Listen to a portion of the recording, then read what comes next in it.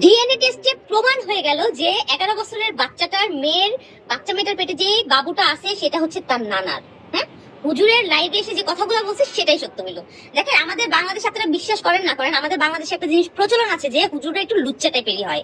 এটা আমরা কিন্তু এখন এটা অনেকে স্বীকার করবে না, বা আমরা এটার বিরুদ্ধে গিয়ে এখন কমেন্টে অনেকেই কথা বলবেন, কিন্তু এটা আমাদের মনের মধ্যে কাজ করে যে হুজুররা একটু লুচ্চা টাইপেরই হয়। কারণ বিভিন্ন মাদ্রাসায় ছেলেদের নিয়ে বলাৎকার করা বা মেয়েদের সাথে জোর জবরদস্তি করা, এই ধরনের ক্যান্ডেলস, এই ধরনের ঘটনা, এই ধরনের কার্যক্রম যখন আমাদের সামনে একটু ভাইরাল বেশি হয়, আর এটা আমরা মনে প্রাণে একটা বিশ্বাস করি যে হুজুররা একটু এই টাইপের হয়। অবশ্যই সব হুজুর না, অবশ্যই সব হুজুর না, সব মানুষ খারাপ হইতে পারে না কোনোদিনই।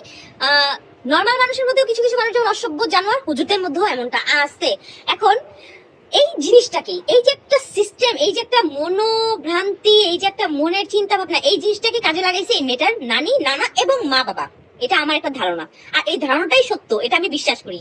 কারণ মেয়েটার নানা এত বড় কাজটা মেয়েটার সাথে করছে, মেয়েটা 7 মাসে প্রেগনেন্ট হয়ে গেছে, মেয়েটার নানি কি কিছুই বুঝতে পারে নাই যে এটা তার স্বামীর কাজ? মেয়েটার মা কি কিছুই বুঝতে পারে না যে এটা তার বাবার কাজ? মেয়েটার সৎ বাবা কি জানতো না? অবশ্যই জানতো। সবাই প্ল্যান করে এই হুজুরটাকে ফাঁসাইতে চাইছে। কেন ফাঁসাইতে চাইছে? যে হুজুরদের ফাঁসানো খুব সত্য, খুব সহজ। কারণ হুজুররা প্রায় দেখা যায় যে, শোনা যায় হুজুররা এই ধরনের কাজ করে, মায়ের খায়, কেলানি খায়, থানায় নিয়ে যায়, এই ধরনের অনেক কিছু হয়ে থাকে। এই ধরনের নিউজ প্রায় হয়ে আসে। এই জিনিসটাকে কাজে লাগায় তারা চাইছে যে, মেয়ের নানা নানি চাইছে তার স্বামীকে বাঁচাইতে, মেয়ের মা চাইছে তার বাপকে বাঁচাইতে, আর হুজুরকে ফাঁসায় যদি কিছু টাকা ইনকাম করা যায়, আর এই বাচ্চাটাকে কোনোভাবে হুজুরটার মাথায় ঘাড়ে গুচ্ছা দেওয়া যায়। কতটাই তারা অসভ্য। তারা কি একবারও বুঝে নাই যে ডিএনএ টেস্ট করলে সব বের হয়ে যাবে? হয়তো বা বুঝে নাই।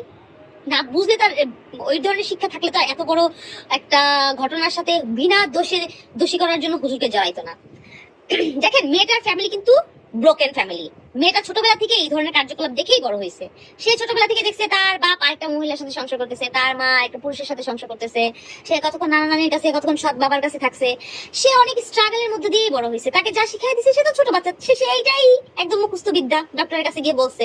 এখানে বিশেষ করে অপরাধী হচ্ছে মেয়ের মা এবং মেয়ের নানি, আর নানা তো অবশ্যই। কারণ তারা এত বড় ঘটনা লুকায় তার নানাকে বাঁচাইতে চাইছে, আর হুজুরটাকে বিনা অপরাধ, বিনা দোষী একটা ভালো মানুষকে তারা ফাঁসাইতে চাইছে। হুজুরদের নামে যে একটা ব্রেন আমাদের কাজ করে, ওইটাকে কাজে লাগায়। আমি চাবো সর্বোচ্চ শাস্তি, শুধু নানার না, নানি এবং ওই মেয়ের মার সর্বোচ্চ শাস্তিটা যেন নিশ্চিত হয়। এখন আয়সা বলতে পারেন, আপনি তো এর আগে অনেক কথা বলছেন ভিডিওতে, আয়সা এই সেই হুজুরের নামে। দেখেন, আমাদের কাছে যে নিউজটা আসছে, আমরা যেটাই দেখছি, আপনারা কি প্রথমে বিশ্বাস করেন নাই যে এটা হুজুর দ্বারাই হয়েছে? সেটা আমরাও তো বিশ্বাস করছি। পর্যায়ক্রমে যে নিউজগুলো আমরা পাইছি, সেই নিউজগুলোই আমি ভিডিও মেক করে দিছি, জাস্ট ইট। আমি তো আর তাতে আত্মীয় স্বজন হই না। এটা এত ক্ষিপ্ত হওয়ার, এত আজে বাজে কমেন্ট করার কিছু নাই।